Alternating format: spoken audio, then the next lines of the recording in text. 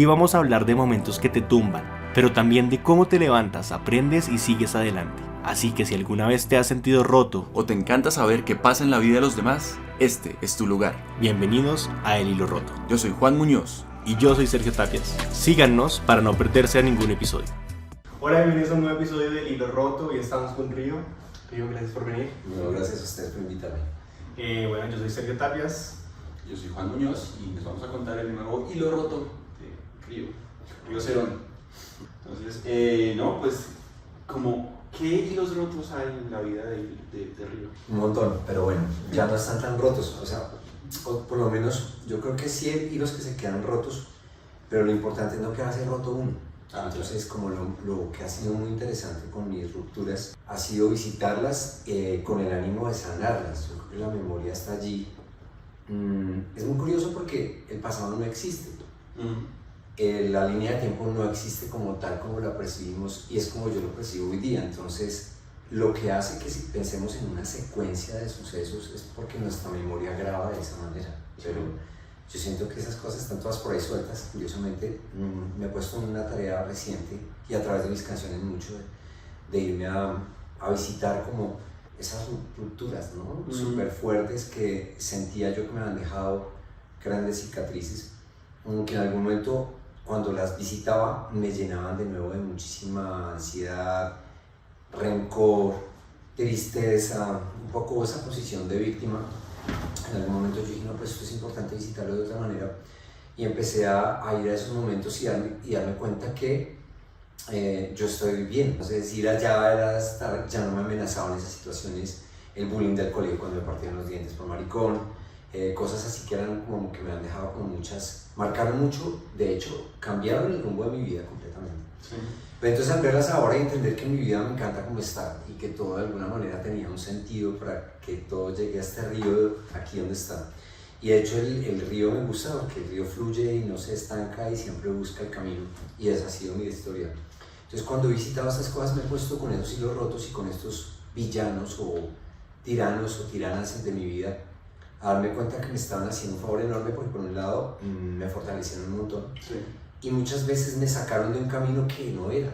Entonces, uno de esos hilos rotos muy fuertes es una gran amistad de muchos años, una chica que fue estudiante mía y en algún punto se nubló por la ambición, por un proyecto que tuvimos. Siento que a raíz de esto tomé una serie de decisiones que me lastimaron muchísimo y de hecho fueron decisiones todavía las veo, muy deshonestas, muy feas. Pero la única manera de salir como de ese sufrimiento que me causaba recordar ese asunto y pensar esa situación y pensar a mi amiga que ya no estaba y sobre todo pensar que mi amiga me había hecho lo que me hizo, sí, fue justamente empezar a medida que iba pasando el tiempo a darme cuenta cómo sacarme de ese camino que estábamos construyendo juntos fue lo mejor que pudo haber hecho por mí, porque yo no era para estar en ese mundillo en el que me estaba metiendo con ella y me fortaleció un montón. Un poco en medio de toda esta situación decidí cómo plantearme, yo tengo que hacer mi proyecto solo, tengo que empezar a grabar mis canciones solo y eso ha sido lo mejor que ha podido pasar porque fue como ayudarme a creer en mí. Como despegar de alguna forma. Y a creer en mí, o sea, yo puedo sacar mi música solo, aparte de salir de todo ese pantanero y curiosamente cuando empecé a hacer mi música, además en esa coyuntura me enfermé muchísimo. Fue una cosa muy particular porque me dio un problema, se me complicó la tiroides y estuve al borde de un infarto por un tema de todo mi metabolismo afectado. ¿Y a qué va todo esto? Todo esto está conectado. Resulta que mi médico, yo no voy a la medicina tradicional porque me parece un atraco. Y entonces fui a una medicina alternativa. Y mi médico, aparte de ponerme a sanar mi alimentación y a sanar también mis emociones, porque me decías que todo esto es lo que le tiene enfermo a la tiroides, no es lo que le dicen a usted, pues tómese una pastillita y ya. No, usted quiere sanar su tiroides, revise de dónde viene el problema de su tiroides, pues su tiroides está ubicada en su centro del habla y usted en sus proyectos anteriores le ha faltado ponerse a cantar usted y a decir y a tener voz y voto también dentro de su relación con sus amigos, como era el caso con esta chica y con mi manager y con toda la estructura que nos rodeaba. Yo ya no tenía ni voz ni voto. Entonces todo eso se confabula y mi centro del habla colapsó. Entonces en medio de todas estas cosas fue exprésese, sea lo más veraz que pueda, no se quede con nada, y es lo que yo hago ahora. No soy tan agradable para muchas personas porque no me gusta guardarme nada, entonces pues hay cosas que hay que decirlas y no suenan tan bien, las digo de la mejor manera posible, pero hay cosas que por más que no las diga de la mejor manera posible, no son chéveres, porque mucha gente no está acostumbrada en nuestra sociedad, hay que decirlo, a que se hable con la verdad.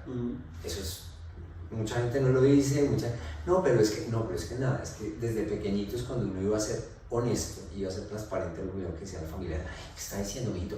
Bueno, ese tipo de reacciones, resulta que uno empieza a guardarse todo esto y empieza uno a filtrar, y ese filtro muchas veces a uno le está haciendo un montón de daño. Claro.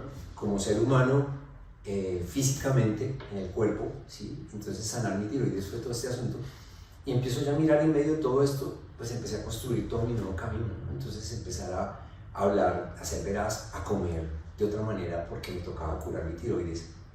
Y en algún momento yo empecé como a culparla ya de todo esto. No, hay que dejar el tema de la culpa, es una cosa muy difícil. Y es esto que también hablábamos antes en otros episodios, de que todo el mundo está hecho para prepararte para el desamor, como bueno, si tú esto, te pones a ver Netflix y un kilo de helado y vas a salir adelante, pero claro, ante una amistad es como una cosa un poco más cotidiana, también que se comparten otros espacios, como que no hay una guía ni nada que te diga. Y una vez pues vuelvo a donde me quedé de lo que me decía Juan, todo lo que tú dices, porque allí eran muchas cosas compartidas, de hecho eran negocios, era una cantidad de cosas que, o sea, toda mi vida en algún punto estaba absolutamente compartida, tanto que durante toda esa temporada fuerte con ella yo no tuve pareja, no tenía la posibilidad ni siquiera porque era tan absorbente todo que no tenía pareja. Entonces esta ausencia de repente me dejó un hueco en la vida y además no me dio la cara. No, pero además también es como una lección, como no dejar todos los huevos en la misma canasta. Exactamente. Claro, porque pasa lo contrario, realmente es como gente consigue pareja y se olvida de todos sus amigos, de todo, y aquí pasa lo contrario, como que esto se volvió lo central en tu vida, el vínculo más importante. Sí, entonces y sobre todo el punto que tú tocaste, nunca me dio la cara para hablar, entonces fue a través, como tirar la piedra, esconder la mano, a través de un WhatsApp, como consíguete un abogado y habla con mi mamá. Sí, mi amiga diciéndome eso, o sea, pero yo en ese momento sentí que me iba a volver loco, yo decía, no puede ser que me esté haciendo ella esto. fue la que empezó con el proyecto, o sea, ella fue la que dijo como Río, tengo esta cosa, quiero montar esta cosa, hagámoslo los dos, o cómo se dio Bueno, eso. empezamos hacía el tiempo, como estábamos sin proyecto musical y estábamos saliendo de las relaciones como afectivas, entonces estábamos pasando tusa, estábamos sin banda y estábamos viendo un poco la tusa de la banda, porque esa es otra cosa, las bandas también le dan tusa. Claro. Y no es tusa de uno, sino un grupo entero que tras, en el caso de ella y en el caso mío también, el último proyecto, que era un proyecto que ha tenido como un cuarteto, Fraquete, entonces estábamos y nos juntamos y justamente ahí surgió el proyecto, entonces el proyecto tenía esa energía, entonces por eso duele tanto que no me pusiera como la cara y que no reconociera lo que se había hecho, sino una cantidad de maquillajes de las cosas y lo que vine a enterarme con el paso del tiempo, que fue lo que me hizo más duro ese tránsito de esos últimos, digamos, los 5 años después de que todo esto fue que durante esos 5 años de una manera parecía perversa, el cosmos me iba mandando pellizquitos de información. Es que no fue así, no, resulta que es que eso lo planeó con el manager, y me hicieron la jugada, o sea, fue toda una cosa, una trampa tremenda.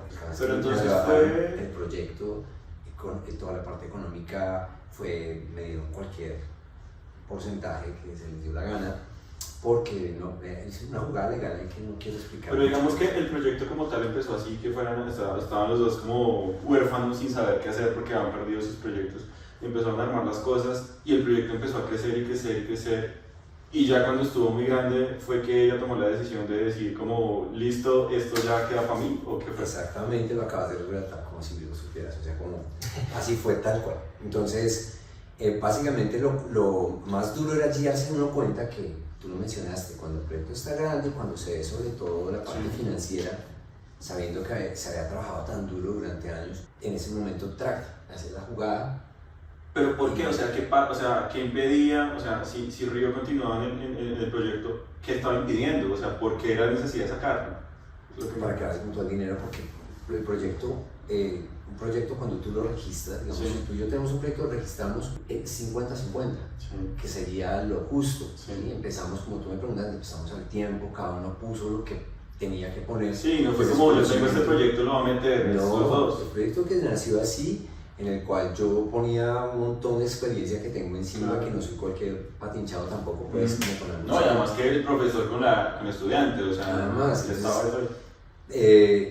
y de repente, supuestamente, los argumentos para hacer todo esto era que no, que yo no estaba como es que haciendo nada, pues por otro lado, por eso me dolía más, como que yo no hacía nada o que lo que yo hacía no era suficiente, no exactamente eso, pues la gente lo cuenta a su manera, pero yo alcanzo a intuir por un mensaje que me mandó que estaba buscando era formas de no sentirse mal por lo que estaba haciendo. Entonces uno era decir que yo no hacía lo suficiente, entonces, y que ella sí, entonces pues que entonces ella se merecía más, entonces en lugar de plantearme y decirme, mira, registremos 60-40 o 70-30, sí. porque era una conversación que no iba a ser fácil, porque iba a decir, pero ¿cómo así? ¿Por qué? O sea, después de todo lo que tuvimos que renunciar los dos y todo el trabajo y toda la experiencia y conocimiento que yo puse en ese proyecto, simplemente porque no era el que cantara, no, ¿qué es eso? Es la figurita típica de mucha cantante que, como es la cantante de la estrella, ¿no? Pero en como algún si lo demás no valiera. momento, o sea, ella como tal en el proyecto empezó a verse más arriba, o sea, como que la empezaron a mostrar más arriba, o es ella la que empezó a verse así. No, es que el pop funciona así, y el show business y esta industria es una cosa muy chistosa porque además el cantante es la cara, y más si es una chica y se pinta bonita y se ve bonita, entonces era más atractivo hacer cosas con ella porque nos salían ofertas para hacer comerciales, para una cosa, para otra, entonces eso hace lo que tú acabas de mencionar, en su cabecita loca empezó a decir, no, es que yo aquí soy, mejor dicho, el 90% del proyecto, entonces a este botémosle ni el 10, realmente me da, es algo así como lo que me da anualmente, es una cosa súper loca. Entonces bueno, esa parte, afortunadamente yo como que con el tema del dinero sí estoy muy desapegado. Hace rato lo que me molestaba muchísimo era como que además me quitó el disco. Era un disco que lo hicimos los dos en el que yo fui productor, ni siquiera que no es créditos con productor, yo coproduje ese disco con dos productores grandes. Y el disco había que publicarlo como el dueto y el disco se publica como si fuera ella sola. Entonces, esa parte fue la que me pareció más grave porque yo siento que si es deshonroso robar dinero, porque eso es robar. Mucho más deshonroso y sobre todo en un artista para mí se va al suelo cuando roba propiedad artística e intelectual de alguien más. Eso me pareció lo más bajo.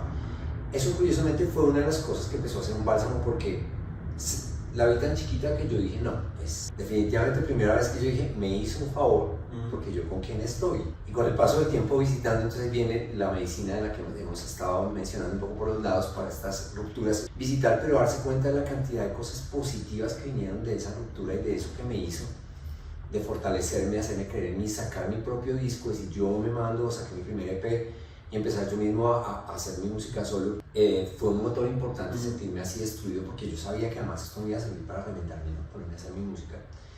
Y por otro lado, toda la experiencia un poco que ha surgido allí y era como, no me dejo, pues de alguna manera. Y me salí, verme afuera del mundo de la farándula, de la farsándula colombiana, es lo que más agradezco. Y claro, en ese momento en que yo estuve tan solo y tan roto, que me enfermé de la tiroides porque esto fue como ella sabía que yo estaba enfermo y sin embargo no le dolió un dedo para hacer lo que hizo. Yo estuve en un cuadro de salud muy complicado y médicos y me dijo, si usted no se pone las pilas a retomarle como el rollo a esto, está bien complicado lo que usted tiene. Entonces también fue otra cosa importante, entonces como que esa crisis me llevó como a tocar un fondo con ese asunto. Curiosamente aprendí a comer y es algo que yo agradezco tanto, aprendí a comer y a cuidar de mí y a amarme. Entonces porque me decía, bueno, para que usted se cure tiene que empezar a practicar 5 cosas que son su amor propio, pero no palabras de decir yo me amo, sino demuestres. Nutrición, hidratación, ejercicio, descanso y sol, todos los días, porque si no le toca tomarse la pastillita, la EPS, que le está produciendo unos problemas súper serios colaterales, una posible osteoporosis y una posible muerte por infarto. Entonces fue muy cierto, yo tomaba esa pastilla y eso me tenía en un proceso muy difícil. Pero también era porque pues, estaba en un proceso de todo el cuento de salir de esa ruptura como tal. Pero yo dejé la pastilla que era disque de por vida, gracias a que empecé a cuidar de mí. Entonces toda esta situación de nuevo vuelvo a esas lecturas y visito yo me enseñó a vivir bien. Claro, es que o sea, como lo que dice Steve Jobs, que solamente como uno mira hacia el pasado y ve los puntos que lo están trayendo a donde está. pues es la única forma de entender por qué pasaron las cosas.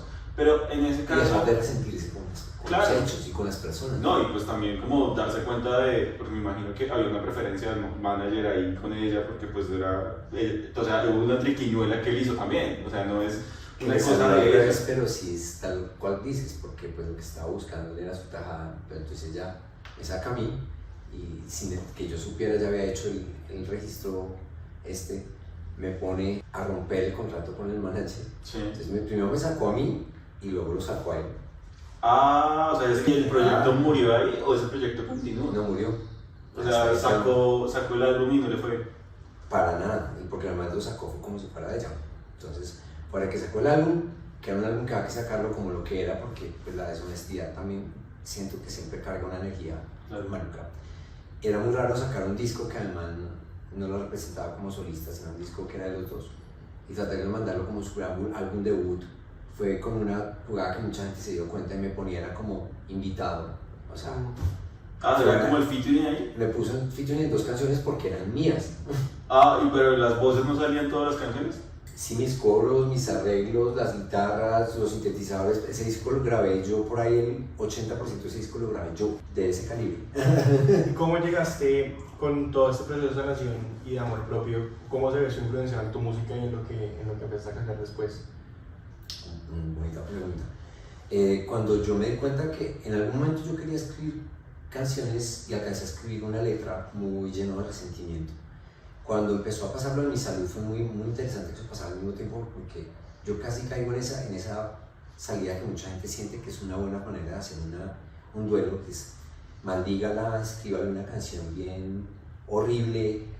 En la letra que escribieron espantosa, escribí una cosa así, un párrafo que por ahí me corrió y dije, por Dios, ¿qué es esto?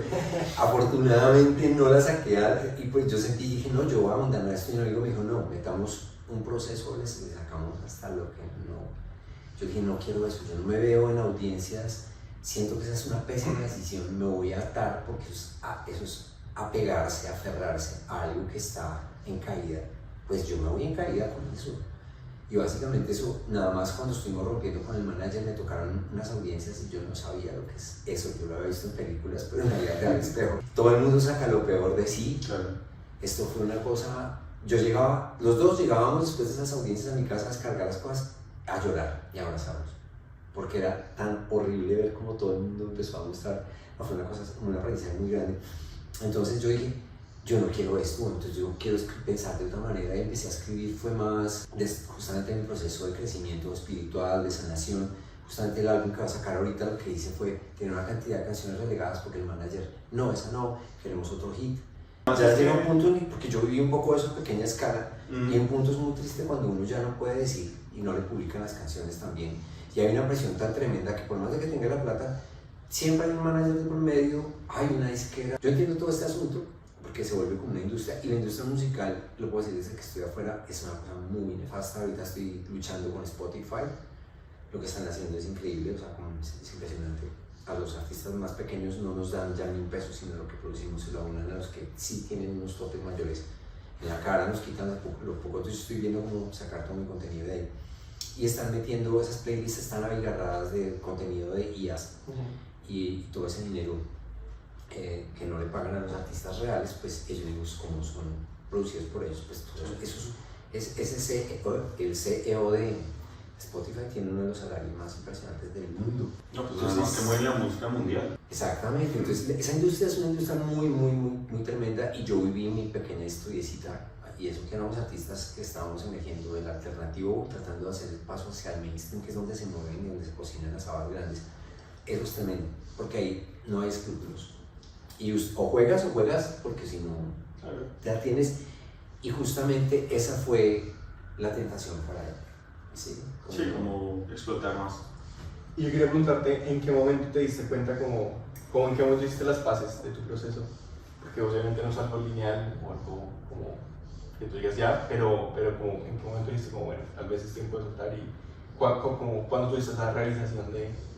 Fue como te decía, con cada vez que yo empecé a visitar esto, porque me tocaba hacerlo, porque sí me seguía doliendo, y mucha gente me hablaba de eso, me decía, ¿tú ya hablaste con ella? Y yo decía, me gustaría hablar, pero es que no desde la mentira. Entonces era muy difícil que me planteara como, ahorita a finales del año pasado me escribió que nos encontráramos para hablar, porque pues obviamente se iba a ir del país, entonces...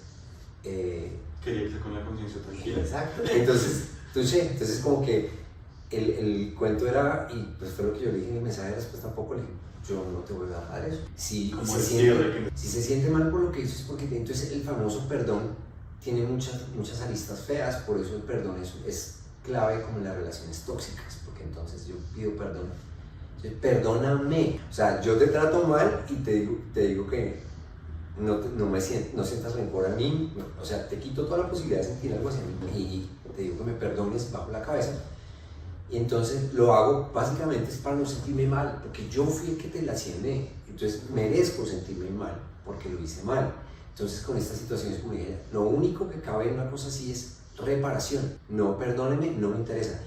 Y ni llegamos ahí porque yo creo que el primer caso es reconocer lo que hice, que no sabe que yo me enteré de todos los pormenores por todo el equipo de trabajo que empezó a encontrarnos, es que no, las cosas fueron así, tú no sabías, no, pero ya una cantidad de cosas, yo decía, pero por Dios, yo estaba muy ciego. Y segundo, ni siquiera el intento de pedir disculpas que conmigo no funciona, porque eso es una solución también judío-cristiana que yo no acepto, a mí no me pida perdón, o sea, no me interesa decirte perdono, y no me interesa que me digas perdóname, vamos más adelante, o sea, como pasó con mi pareja, le dije, no más te perdono y no más el tema de te amo maltratando, le dije, primero que todo, si me amas no me puedes maltratar y no me vuelvas a maltratar así no tienes que volverme a pedir perdón. Yo no te voy a volver a aceptar ese tipo de conversaciones a partir de te amo. Perdóname, yo te amo, pero es que no, si me estás haciendo daño, eso no es un amor chévere. Y que me digas que te perdones para volver al ciclo, entonces yo no voy a estar en una cosa cíclica de como esas parejas, te doy la muenda, pero te amo y vamos a reconciliarnos, que tanto la reconciliación. Entonces como que en este caso era un poco lo que vi, entonces no estaba en la instancia de pedir perdón. Segundo, no se había reconocido lo que había hecho. Y además, ¿dónde está mi plata? Claro. ¿Dónde está mi parte? Sí, yo no soy ambicioso, pero es que lo mínimo, así me la de yo la dono. No, pero pues es que al final eso es lo justo, o sea, ¿cómo pedir perdón así lo pidan, pretendiendo que lo que hizo no pasó? Sí, exacto, diciendo que fue otra cosa y diciendo a todo el mundo que era que teníamos diferencias estéticas irreconciliables y por eso habíamos decidido de común acuerdo separarnos. O sea, eso no está bien, eso me impedía como poder ir a conversar. Entonces me pasó el tiempo cuando yo empecé a darme cuenta de la cantidad de favores que me había hecho de los que les estaba hablando ahora, empezó a pasar como ese dolor un poco largo, como en un momento había mucha rabia, pero yo algo que sí tuve claro, yo no voy a tomar como esa cadena de karma, no me voy a poner a hacerle daño, no quiero que haga lo que tenga que hacer, que con su carrera ya, lo que fue, acepté mi realidad.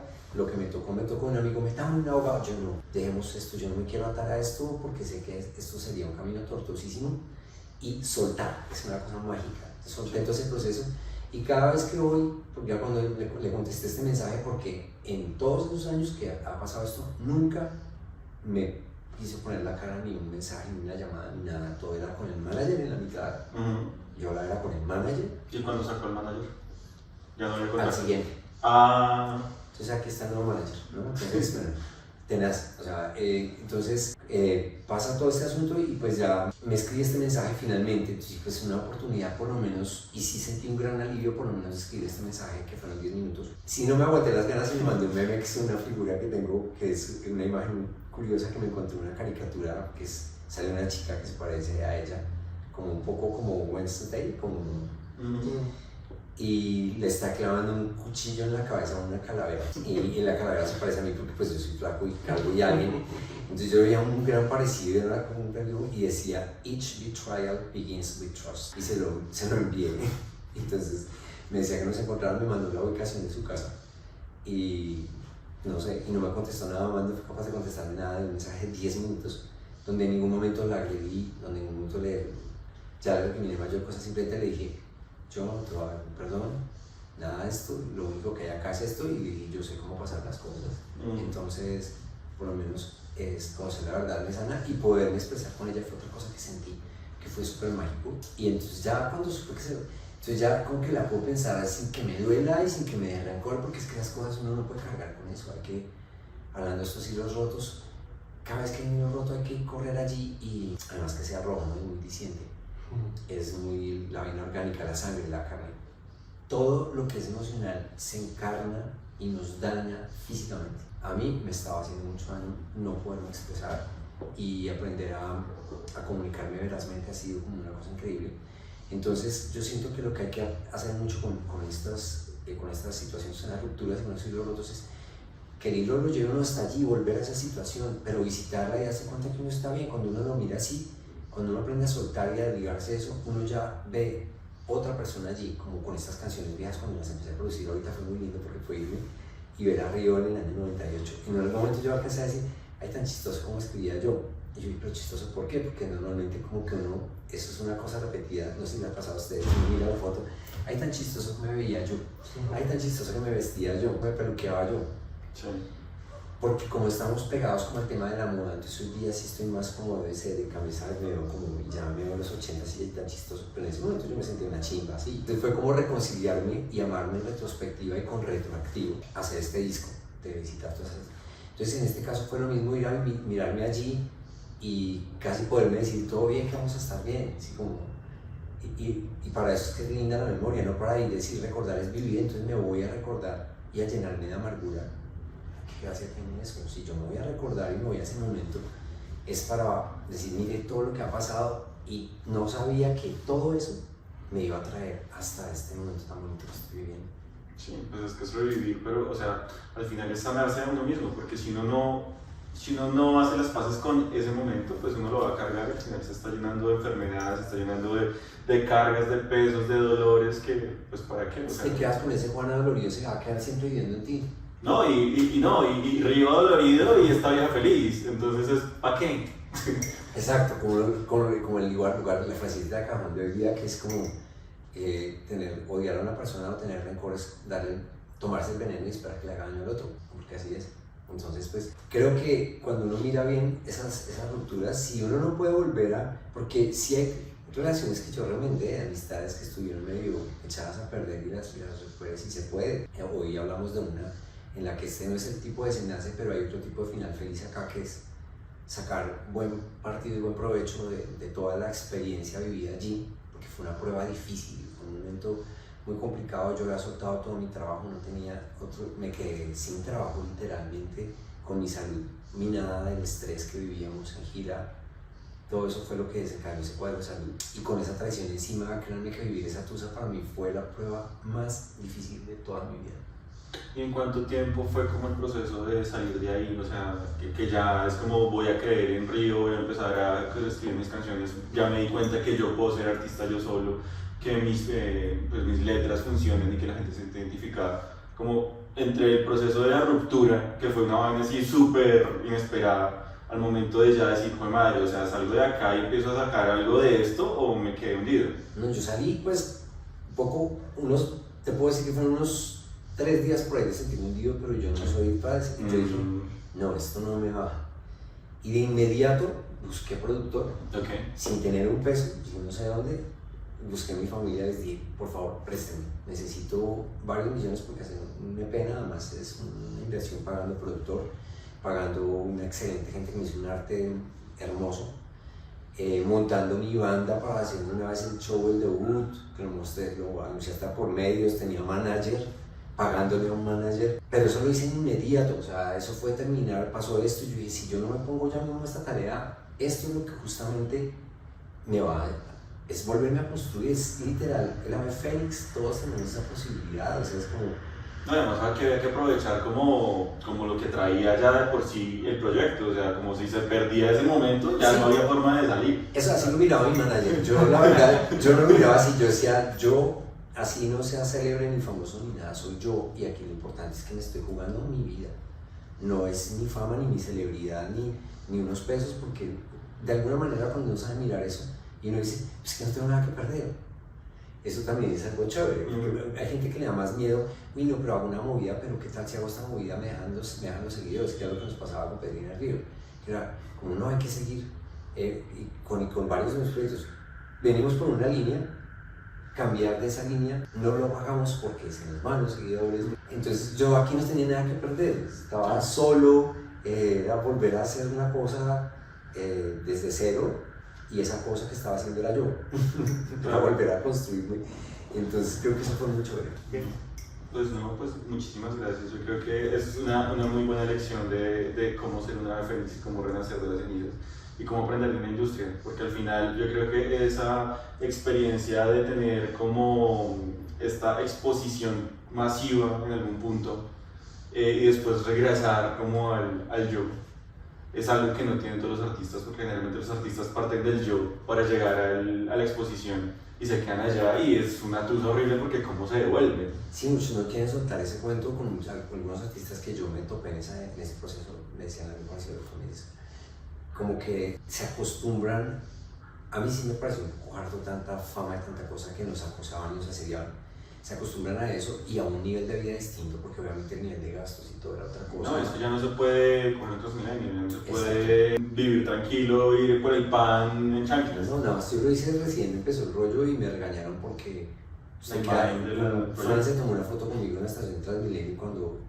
me posteó la foto, llegó yo a una reunión entera para decirme, tú no puedes hacer eso, tú nos dices y te mandamos un Uber que estaban pagando de mi plata. Entonces claro, pues, era Uber para todo lado y manager, personal manager y todo eso que me ¿Los managers manejan el dinero del artista?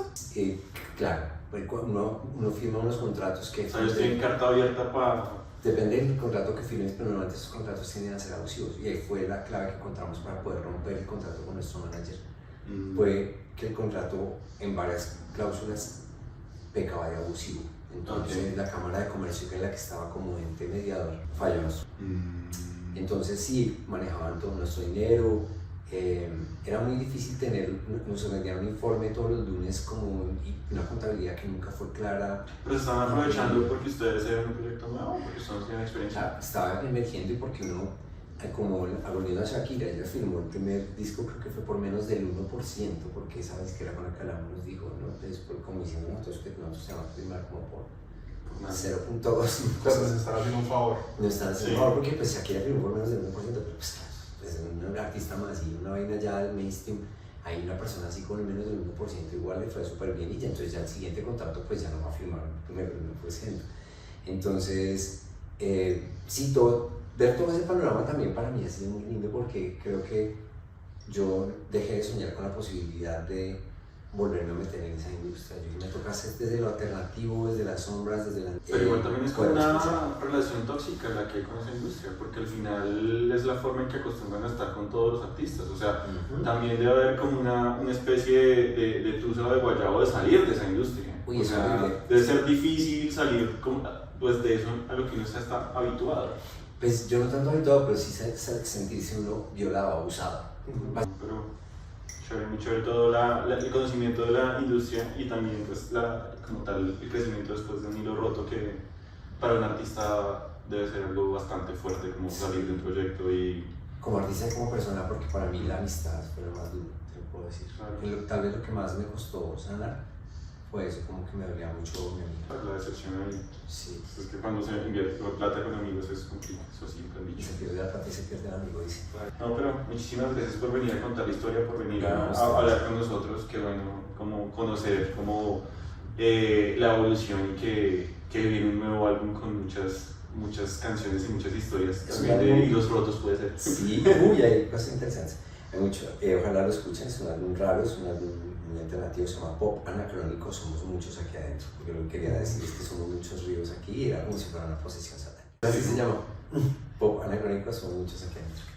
Bueno, muchas gracias, no sé cómo te podemos encontrar en redes. Río Cerón, en todo lado Río Cerón. Perfecto, Río, estaremos muy pendientes. Gracias. ¿Cuándo sale el...? Yo creo que unos 2 meses. O sea, como en abril. Como en abril. Yo creo que para esos días está saliendo el episodio. ¿En serio? No sabemos, pero sí podemos poder. Para que se hagan. Para que me hagan una cuñita. Así que bueno, muchas gracias por escucharnos. Recuerden que pueden escucharnos en cualquier plataforma de podcast y en YouTube. Así que hasta la próxima semana. Próximo Hilo Roto. Cuídense. Chao. Gracias por escucharnos. Pueden encontrarnos en redes sociales como @el.hiloroto y escuchar el resto de los episodios en su plataforma de podcast favorita. Nos vemos en el próximo episodio, donde seguiremos desentrañando más hilos rotos.